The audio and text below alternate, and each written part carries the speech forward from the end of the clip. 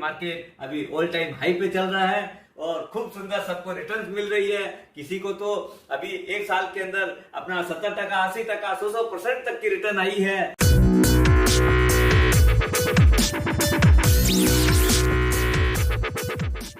सुप्रभात दोस्तों, एक बार फिर आप सभी का एसके हेल्थ एंड वेल्थ में स्वागत है। अभी उम्मीद है सबका स्वास्थ्य बहुत अच्छा चल रहा होगा, अपने पोर्टफोलियो का भी स्वास्थ्य बहुत अच्छा होगा, क्योंकि सबको देख के अपना पोर्टफोलियो बहुत अच्छा लग रहा होगा, क्योंकि मार्केट अभी ऑल टाइम हाई पे चल रहा है और खूब सुंदर सबको रिटर्न्स मिल रही है।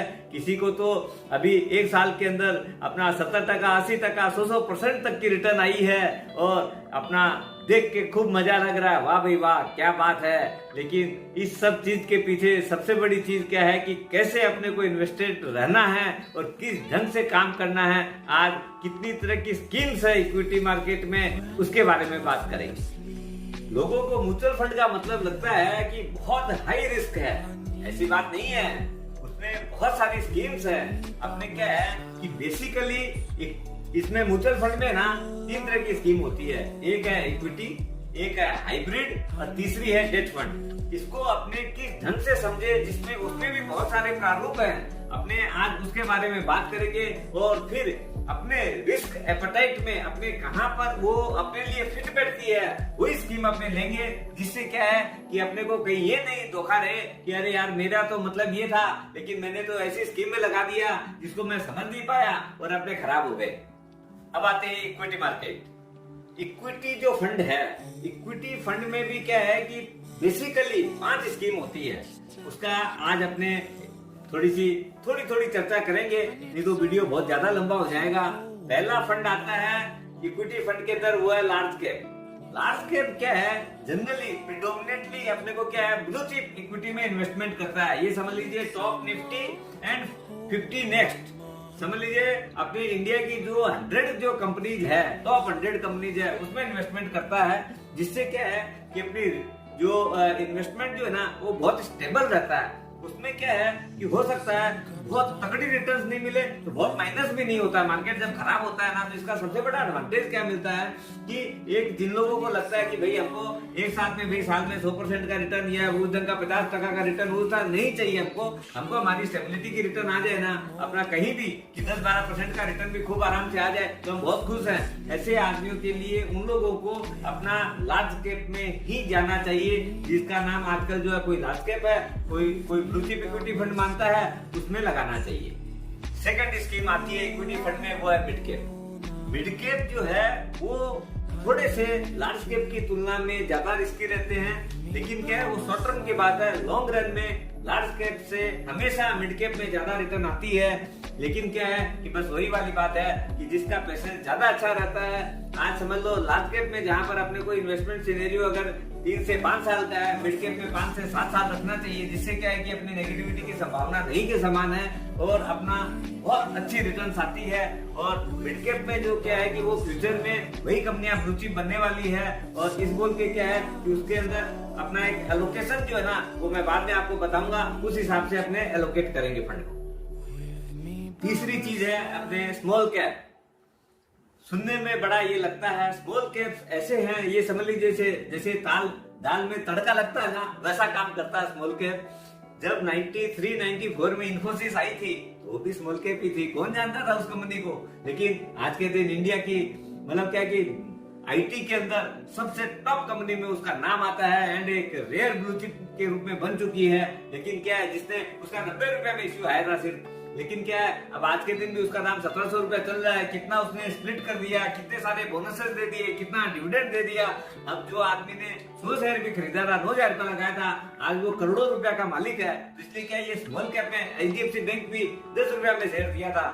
आज क्या है जिसके पास 100 शेयर था, आज के दिन वो भी करोड़ों रुपया का मालिक है। ऑलरेडी 1600 रुपया से ऊपर का दाम ऐसे ही चलता है, प्लस कितने सारे उसके स्प्लिट हो चुके हैं, बोनस आ गए हैं, वो सब अलग से है। और डिविडेंड की जी बेशुमार डिविडेंड मिलता है। आज के दिन तो कई बार तो ऐसा महसूस होता है कि अरे यार अपने टोटल इन्वेस्टमेंट क्या है कि आप 5-10-20 हजार रुपया किए थे और आज के दिन डिविडेंड लाखों रुपया में आ रहा है और वैल्यू जो है वो 5-7-10 करोड़ भी हो रखी है, उसकी अलग बात है। स्मॉल कैप जो है इसी का एक कंटिन्यूएशन में एक चीज और बोलता हूँ, ये सब जो चीजें ना कभी कभी रिस्की भी बहुत रहती है, क्योंकि इसमें क्या है बहुत जल्दी जब मार्केट डाउन होता है ना, ओवरऑल मार्केट आप देखेंगे वो तो 10% माइनस हुआ, और स्मॉल कैप जो है ना वो आपने देखा कि 30 से 40% उड़ गया। लेकिन जब रिटर्न्स आती है तो वो भी वैसी आती है, मार्केट बढ़ा 20% और इसका रिटर्न जो है ना 150-200%, 300% भी रिटर्न आ जाती है। इसलिए क्या है कि इन सब का कोई एंड नहीं है। इसलिए क्या है कि अपना इसका लोकेशन इस ढंग से करेंगे जिससे क्या है कि अपने किस ढंग से पोर्टफोलियो में अपना पोर्टफोलियो खराब नहीं हो। चौथी, ये तीनों चीज का mixture that is called multi cap scheme, जो कि आज के दिन अभी उसका नाम चेंज होकर फ्लेक्सी कैप हो गया है। आज के अंदर फ्लेक्सी कैप के अंदर सबसे बड़ा एडवांटेज क्या है, आप अगर आपको सेग्रीगेट नहीं करना पड़ेगा, फंड मैनेजर अपने आप करेगा। Large cap usually flexi cap में लार्ज कैप जो है 50-60% रहता है, मिड कैप जो है वो 30 से 40%, 35% रहता है, वो अकॉर्डिंग टू चेंज होता रहता है। और स्मॉल कैप जो है आपका 10 से 15% अकॉर्डिंग टू वो मार्केट सिनेरियो अपने आप चेंज करते रहते हैं। इसलिए क्या है फ्लेक्सी कैप आज के दिन फ्लेवर ऑफ द सीजन भी बन रखा है, और लोगों को क्या है कि फ्लेक्सी कैप में बहुत जबरदस्त रिटर्न्स भी मिल रही है और उसमें पोर्टफोलियो मोर और लेस स्टेबल रहता है। तो आज के दिन क्या है कि लोग ये सब में झमेले में नहीं जाके अपना भैया चलो ठीक है फ्लेक्सी कैप में लगा दो और शांति से रहो। 5वीं स्कीम अपने इक्विटी फंड में आती है, वो है ELSS, equity linked saving scheme. जिन लोगों को टैक्स बेनिफिट चाहिए 80C का, उसके लिए ये सबसे जबरदस्त स्कीम है, क्योंकि आज के दिन सबसे कम लॉकिंग पीरियड का ये वाली स्कीम मिलती है 80C के अंदर। 3 साल सिर्फ लॉकिंग है, 3 ईयर। और आज के दिन जो है ना सब जगह आपको लॉकिंग बहुत ज्यादा है, मतलब कहीं भी 5 साल के नीचे तो कोई स्कीम है ही नहीं। बैंक की FD करो चाहे NSE करो कुछ भी करो, वो सब के अंदर जो है ना 5 साल का मिनिमम लॉकिंग रहता है। और रिटर्न्स क्या है, हार्डली कोई 5.5, 6, 6.5% की रिटर्न आती है। और यहाँ पर आप अगर आप देखेंगे रिपोर्ट उठा के तो 15% से 30% की रिटर्न आती है आराम से। और लॉन्ग रन में अपने अच्छा प्लस क्या है कि उसका जो इनकम है, जो आज अगर FD करते हो बैंक के अंदर तो वो जो इनकम आई वो भी टैक्सेबल इनकम है। आज अगर आप 30% के टैक्स ब्रैकेट में 5.5% का आपको ब्याज भी मिलता है तो भी कितना आपका 30% के अंदर से 1.5% वो निकल गया, आपको खाली 4% रिटर्न मिला। आज ELSS में अगर आप जाते हैं, अगर 15 से 20% का रिटर्न है, लॉन्ग टर्म कैपिटल गेन आज के दिन 10% है, तब भी आपका टैक्स फ्री रिटर्न जो है ना 14 से 15% का रिटर्न बैठता है। इससे बढ़िया रिटर्न और इससे लिक्विडिटी इतनी शानदार है।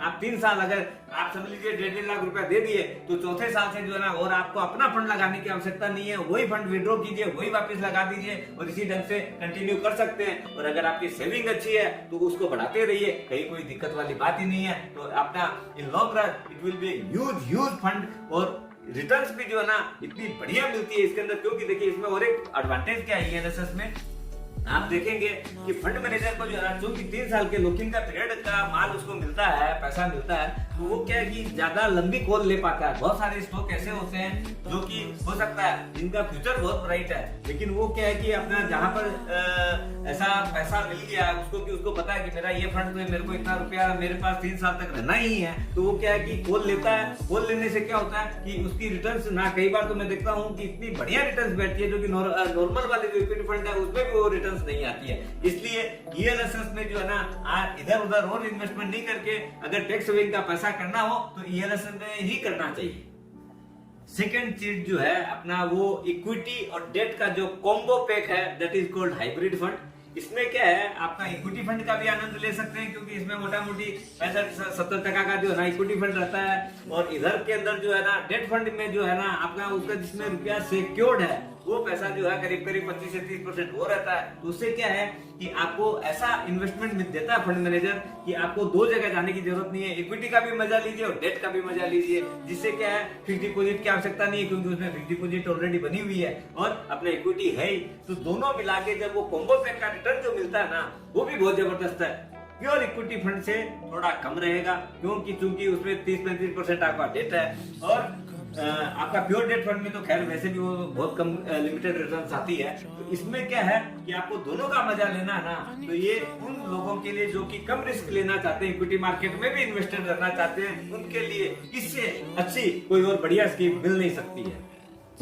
एक ऐसी स्कीम के बारे में और बात करेंगे, बहुत सारे ऐसे इन्वेस्टर होते हैं जो इक्विटी मार्केट से एकदम दूर रहना चाहते हैं। भाई मेरा रुपया जो है रिटायर्ड हो गए हैं, या जिन लोगों को लगता है कि भाई नहीं ठीक है मैं तो एकदम मतलब क्या कि भाई सेफ ही रहना चाहता हूँ, लेकिन एक मन भी ऐसा है ना जो कि कहीं छोड़ता नहीं है, वो मन में क्या करता है, अरे यार थोड़ा तो कहीं उसमें शौक लग जाता है ना, तो क्या होता है कि खाना सादा ही खाना है, लेकिन क्या है कि थोड़ा सा टेस्ट आता है ना मिर्ची का, तो बढ़िया लगता है। तो ये MIP वैसा ही प्रोडक्ट है जिसमें क्या है, इक्विटी जो है ना 5 से 10% रहती है, और वो भी बहुत सिक्योर्ड इक्विटी में लगाते हैं, जो कि मतलब बहुत ज्यादा सेफ स्टॉक्स है उसमें लगाते हैं, जिससे क्या है कि वो पैसा खराब नहीं हो, या उसमें वो लोग रिस्क ज्यादा नहीं लेता फंड मैनेजर, और 90% उनकी डेट रहती है, 90 to 95%, तो वो पैसा तो सिक्योर्ड है ही। तो इसमें क्या होता है कि आपका जो डेट इससे करीब करीब 3 से 4-5% तक की रिटर्न एक्स्ट्रा आ जाती है, और लॉन्ग रन में ये ऐसा बढ़िया प्रोडक्ट है कि भाई जो आदमी लोग 5-6-7% का रिटर्न उम्मीद करते हैं, उसकी जगह ना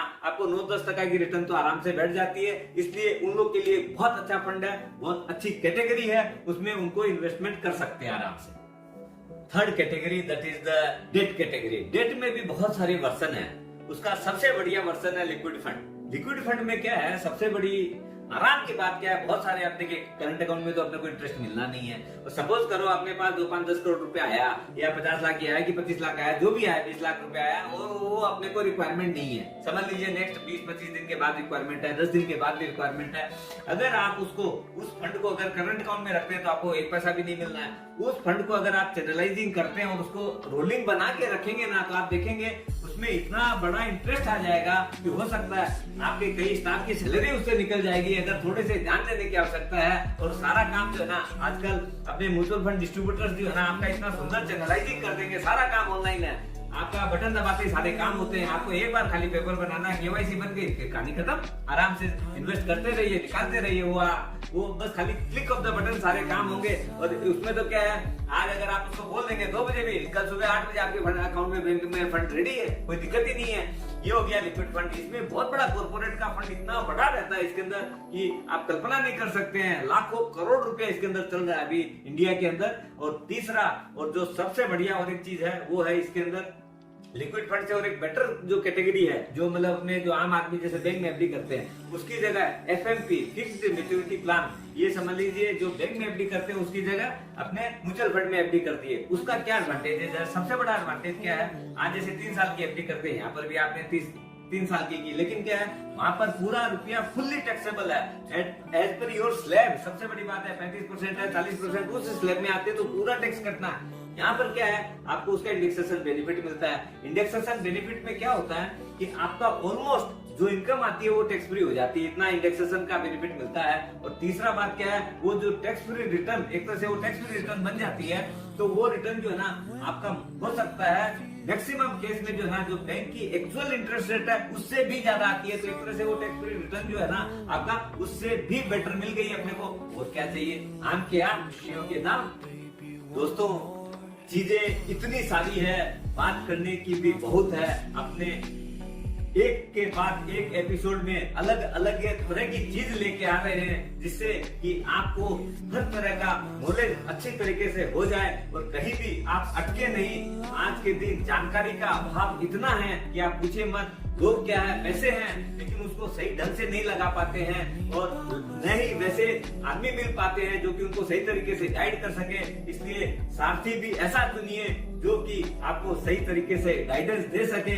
आज आप महाभारत में याद होगा आपको, श्री कृष्ण भगवान सारथी बने थे अर्जुन के, तो इसीलिए उनकी विजय निश्चित हुई थी। इसलिए सारथी का चुनाव भी बहुत सही तो समझ के करिएगा, तो आगे के जीवन में बहुत सुंदर आपका जीवन बन पाएगा और बहुत सुंदर तरीके से आप चल पाएंगे। इसलिए चलने के लिए हमेशा स्वस्थ रहें, मस्त रहें और हमेशा इन्वेस्ट करते रहें।